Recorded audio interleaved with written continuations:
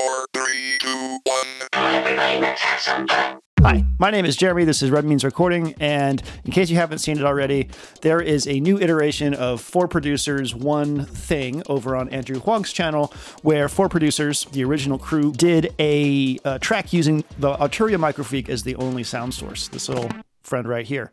So I thought I'd do a little companion video to show you a little bit about how I got the sounds, the process that I went through. Here we are, let's do it. If you want to go check out the track first, go over to Andrew's channel and check out the wonderful stuff that everybody did.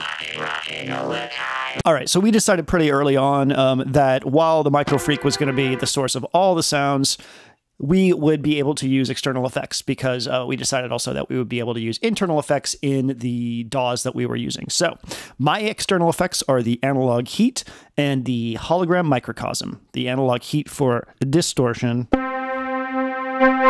and the microcosm for wonderful space and crazy delay and other kinds of glitch effects and stuff like that.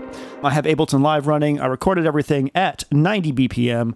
I have USB MIDI coming out and in of Ableton going into the heat, into the Microfreak to sync and record MIDI.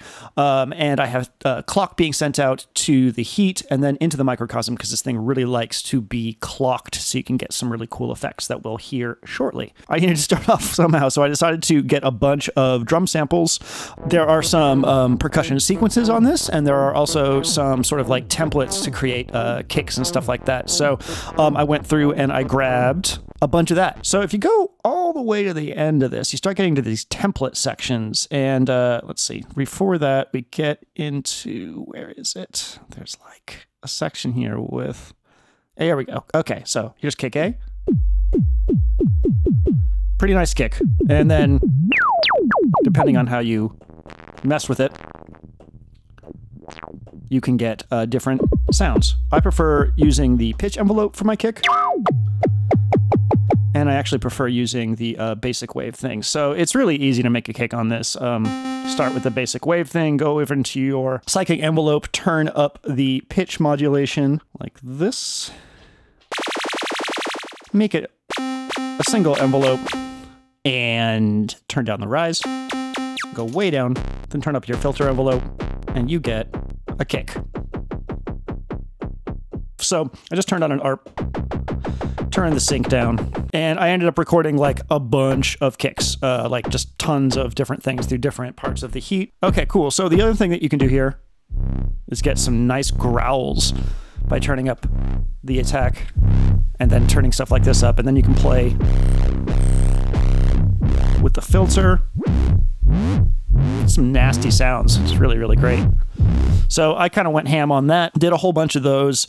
I grabbed, let's see, there's some snare things in here. So some of these are set up as sequences and they'll just play. So if I turn this back to clean boost, you can hear that we have kind of a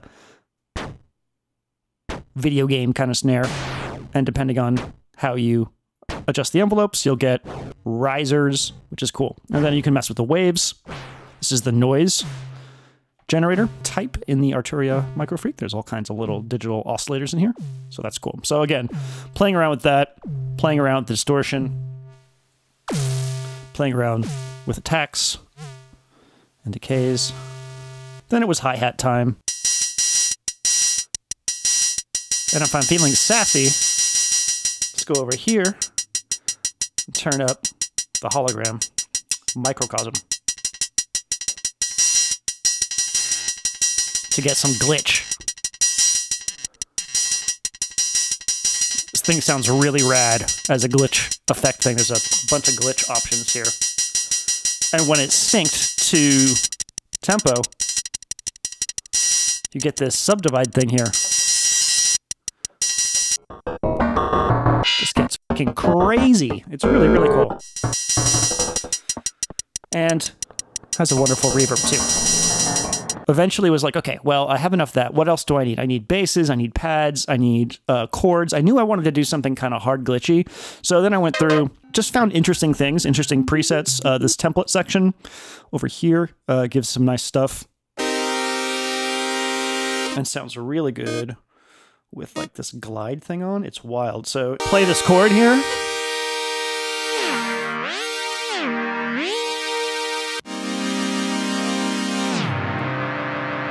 Which is just weird. So I recorded a whole bunch of stuff like that. I also, because, okay, calm down there.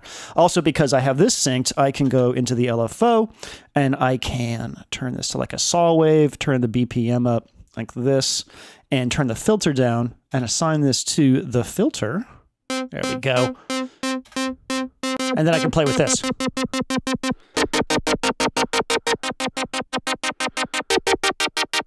So lots of shaping options.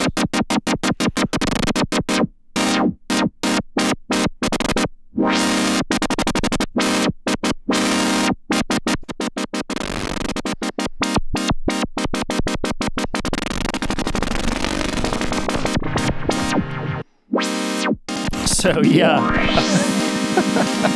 really easy to go really crazy with this thing.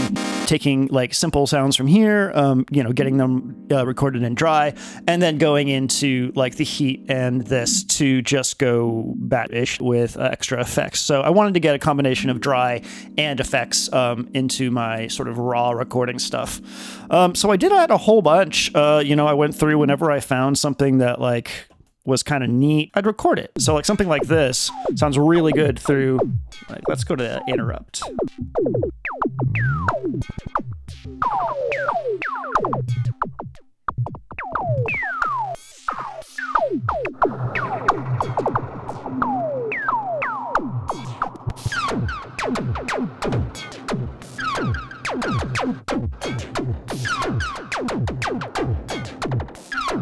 It's really fun.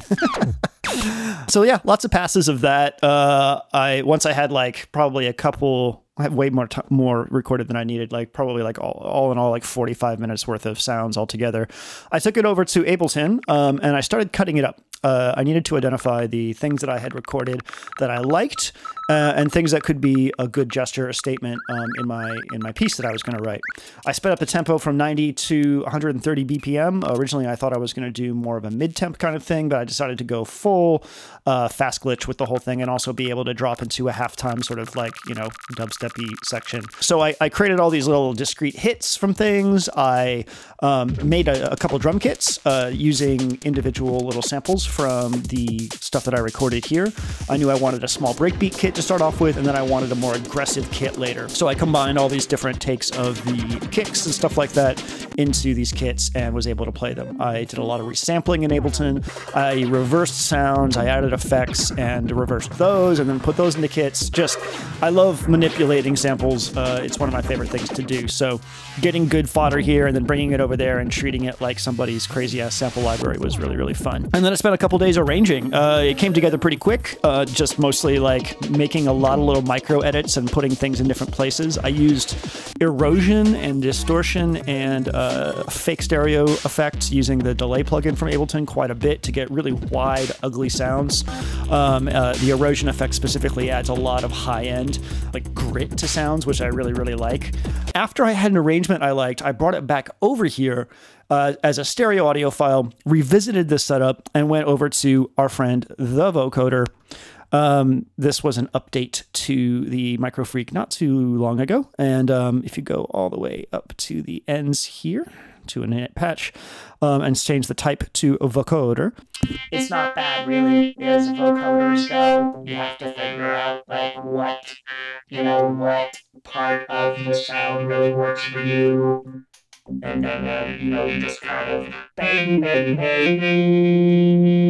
I recorded most of that clean, probably through like saturation or enhancement, because I didn't really want it to distort. If you go all the way up here, you get this dope-ass, like, noise sound, which is pretty cool. If you don't know, like, most of the sound engines that come in here are based off of the open source work done by Mutable Instruments, the Plots and Braids modules. So if you're familiar with those modules, you'll probably recognize a lot of the stuff that you have access to here. There is a speech engine, and depending on where you are in the type, it will have little words, and they're really crispy. But of course, they can get crazy as well.